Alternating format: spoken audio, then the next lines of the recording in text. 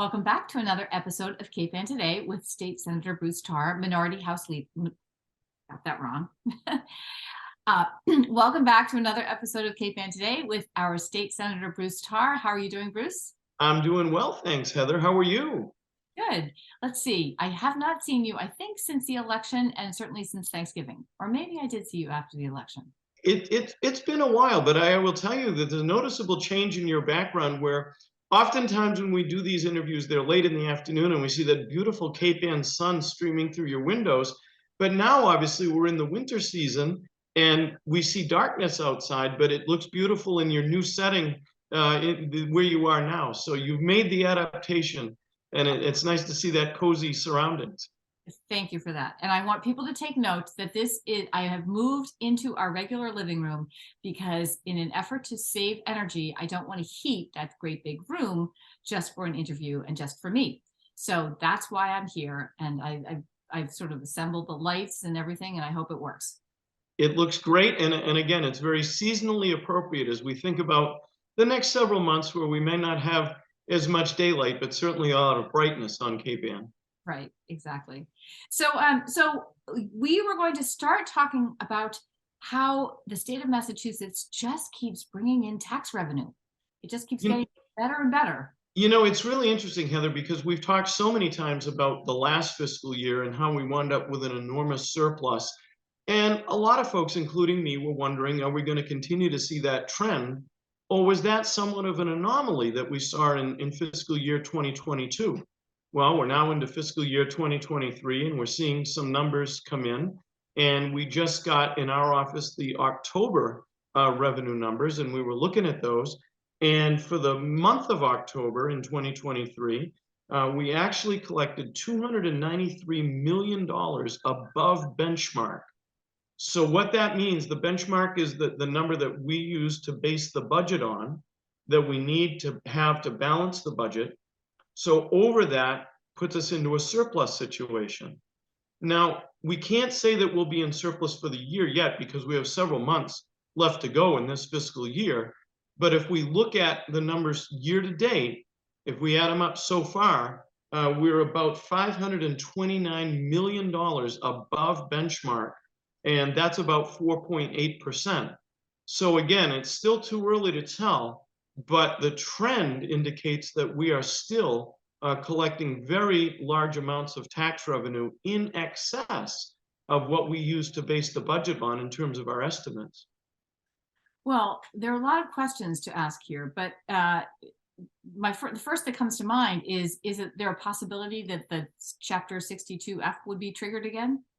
There certainly is that possibility. And I think that I would say at this point, there's a good probability that that may well be the case. And that may be more so given the passage of question 1 with regard to the surtax on income above $1 million, which could increase revenue to the extent that it would accelerate a 62F situation. Wow, that's amazing. And I know people have just sort of checked their checking accounts and seen those, we're calling them refunds, right? Tax yes, right? Yes. I'm sorry, my cat was really interested in getting those right now. It's always wonderful when a cat is interested in state government. Right, exactly. She's like, what, did you say refund?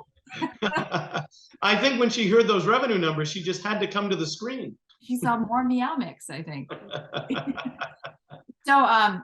And is there any explanation? I've asked you this before, but what are the experts saying about why we're seeing this increase in revenue? Well, it's hard to get a single explanation, and it's also hard to get a good explanation. Certainly some of it seems to be coming from increases in the sales tax, because the sales tax is based on a percentage of the price of the item that you're purchasing. And because of inflation, those prices are increased. So that certainly could be some of it.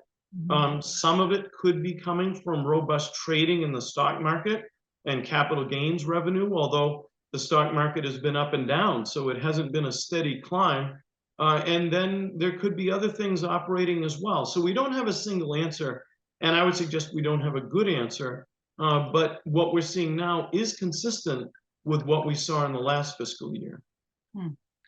Well, let's talk about a subject I really have enjoyed listening to, the combined wastewater treatment concept. Having the different communities on Cape Ann actually come together and have a combined wastewater treatment plant. So you put money in the budget last year for that to I explore that did. possibility. So let's talk about that.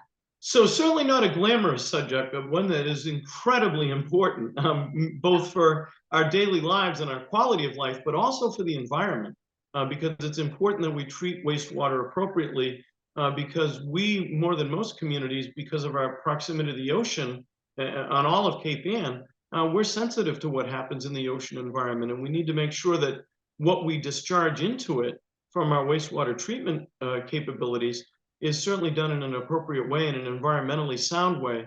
So I think, as most people may know by now, Gloucester has been operating on a waiver with regard to its treatment plant, and that waiver is coming to an end. And so the city needs to make a decision about building increased capacity, and not only increase in terms of volume, but increase in terms of the level of treatment. Right now, Gloucester is slightly above primary treatment, and I believe it is one of the only, if not the only, sewage treatment plants on the East Coast of the United States that still has only primary treatment. The standard has moved much more towards secondary and tertiary treatment. And so Gloucester is going to be required to build something new. That is not necessarily a new facility. It's more likely to be an enhanced facility at the existing site. But as we're doing that, Congressman Tierney, Congressman Moulton, I'm sorry, had first suggested several months ago that it might be a good idea, given the federal funding that might be available for these kind of projects, if we look at doing it as a combined plant that could incorporate treating all the wastewater on Cape Ann. So the four communities of Gloucester, Essex, Manchester, and Rockport, and putting that together for a number of reasons. Number one, it may be more efficient to be able to treat all of the wastewater in one place. But number two, it may be environmentally beneficial as well, to be able to treat it all at a higher level of treatment than it might otherwise be getting. And so in the state budget, I was able to put $50,000 for the study of this idea, a very high level study, not one with a great degree of specificity. And Representative Ferranti supported that, and we were able to keep it in the budget. And Gloucester is receiving those funds. And we're working on structuring the conversation between the four communities, because Gloucester is on a tight timeline, and it has to make a decision about how to move forward. And Mayor Verga has been very receptive to the concept of exploring whether we can do this as a combined plan, but also has reminded us that the city is on a tight time frame. So we're trying to structure the conversation. The communities, all four of them, have supplied information to us about their flows and their projected flows so that we can get a sense of how much wastewater this plant would have to treat if it was to be a combined plant.